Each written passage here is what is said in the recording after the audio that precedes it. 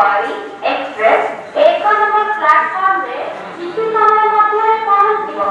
यात्रीगण कृपया ध्यान दें, गाड़ी संख्या 1-8-1-0-9 Tata Nagar junction Itwari express Rajgangpur rail station निकट में ब्रिटिश कालर foot over bridge Chakradharpur rail division अंतर्गत रेल विभाग इंजीनियर निर्देश क्रमे बंद करा जाइथिबारु राजगांगपुर सहर को आसुथिबा बा सहररु बाहर को जाउथिबा ट्रेन यात्री और साधारण लोके नाही नथिबा असुविधार सम्मुखीन हेउथिबा देखा देइछि। नूतन फुट ओभरब्रिज निर्माण हेबा परे यात्री उक्त ब्रिज व्यवहार पाई रेल विभाग पक्षरु सूचना देइछन्ति।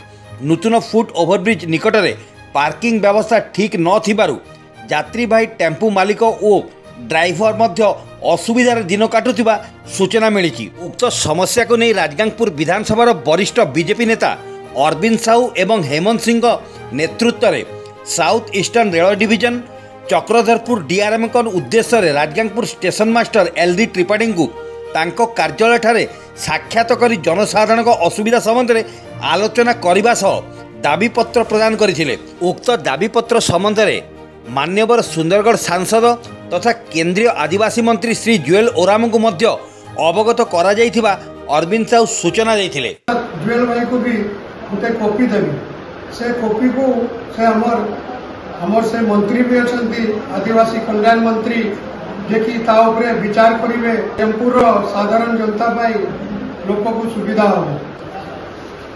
जेहेतु से नुआ ब्रिज बनई इंजीनियरिंग डिपार्टमेंट अधीन जिते कंस्ट्रक्शन वर्क से बनई हैंडओवर कलापर से ही बंद कर जेहेतु यहाँ लोकों आपण द्वारा दि जाइए दाबीपत्र मुझे डीआरएम साहब को फरवर्ड कर। सुंदरगढ़ जिला राजगांगपुर देवव्रत मित्र रिपोर्ट क्रांति ओडिशा।